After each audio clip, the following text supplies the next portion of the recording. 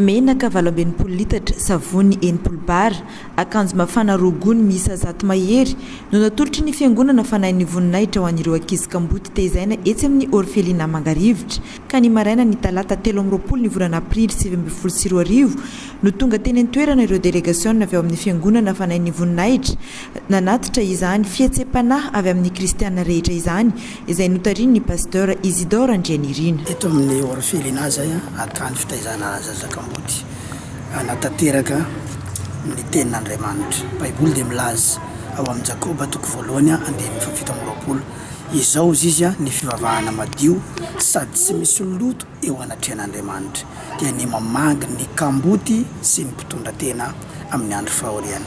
Ny fivavahana tsy hoe le miantso an'Andriamanitra iny ihany, le mangataka amin'Andriamanitra iny ihany, fa ny fivavahana dia aseho amin'ny alalan'ny asa, aseho amin'ny alalan'ny hetsika. Zany hoe ny hetsika ataonao zany ny afantarana fa mivavaka amin'Andriamanitra ianao. Ny asa ataonao no afantarana fa ny mivavaka amin'Andriamanitra ianao. Misy fomba fijery diso fiveran'ny olona eto hoe mivavaka dia mangataka. Prier tsy mitovy amin'ny hoe demander. Samy hafa mihitsy le hoe mivavaha sy ny mangataha. Ny mivavaka dia fanompona hetsika atao avy any anaty porofona amin'ny zavatra miseho ety ivelany. Misy kamboty ato tsy manana ray, tsy manana reny intsony. Iza no andrandraina ijeren'izy ireny, iza no antenaina ijeren'izy ireny. Jesosy tena mpianatra hoe ianareo izy no fanasiny tany, sel de la terre. Itsika tsara ny asan'ny sira fa manome tsirony ny laoka. Fa raha vao tsisy sira ny laoka anankiray dia matsatso izy. Dikan'izany raha vao ny mpivavaka zany tsy miseho amin'ny mahasira azy dia matsatso izy. Tsisy sirony ny tany raha feno mpivavaka tsy manao hetsika. Ho an'i Jesosy ny voninahitra fa tonga izay anatanteraka ny atao hoe fietseham-panahy fa tsy fietseham-po. Misy ny atao hoe fietseham-po. Fietseham-po dia mangoraka, mitsetra dia mijanona amin'izay. Fa ny fietseham-panahy ilay fanahy velona ao anatiny ao mihetsika dia manao zavatra. Zay moa efa nanontany an'izareo taty hoe inona ny azona ianam-pihinanareo? Saika anatitra vary amin'ny maromaro fô zareo efa be dia be ny vary fa menaka sy savony tsy ampy ety dia nentanina ny fiangonana hoe andaontsika hanampy ny kamboty tsy avy amin'ny Pasteur Isidore ny fanomezana fa avy amin'ny fianakaviam-be fanahin'ny voninahitra. Satria ny Baiboly dia milaza hoe ianareo ny fanasiny tany eto manatanteraka an'izany izay tahin'Andriamanitra. Manentana antsika eto Mahajanga ijeren'izy ireny. Jereo ny kamboty, jereo ny sahirana, jereo ny mpitondra tena, jereo ny be antitra. Ny tena fivavahana tsy le mangataka amin'Andriamanitra iny ihany, fa ny tena fivavahana manatanteraka ny zavatra sain'Andriamanitra atao.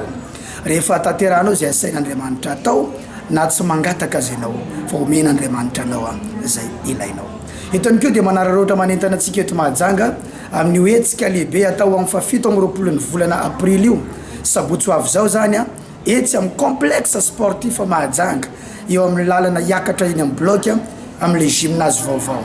Fanampiana io tompoko androany, fanampiana menaka sy savony sy akanjo. Amin'ny ondray fanampiana raha tsy salama ianao dia hosotran'Andriamanitra ianao. Raha misy ozona eo amin'ny fiainanao mifandimby mitoy amin'ny taranaka ao ho ampina ianao ho afaka amin'izany.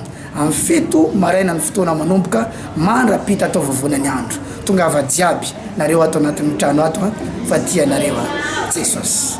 Afaliana sy fisaorana no fankasitrana natolotry ny tompon'andraikitra sy ny solotenan'ireo ankizy tezaina ao amin'ny orphelinat tamin'izao fahatsiarovany fiangonana fanahin'ny voninahitra azy ireo izao. Izay ato amin'ny centre orphelinat Mangarivitra zany dia maneho fisaorana ho an'ny ray aman-dreny Pasteur Isidore nanolotra fanomezana ohatsirambony tanana zany tsy kely fa ngeza be fa fomanolotra zany bavata dia misaotra betraka ho anazy sy ny andefo mandriny ary ny ekipany fanahin'ny voninahitra rehetra dia misaotra betraka dia tahian'Andriamanitra tao. Zay solotenana ankizy zany dia faly noho ny nanomezan'ny Pasteur ireo fanomezana ireo.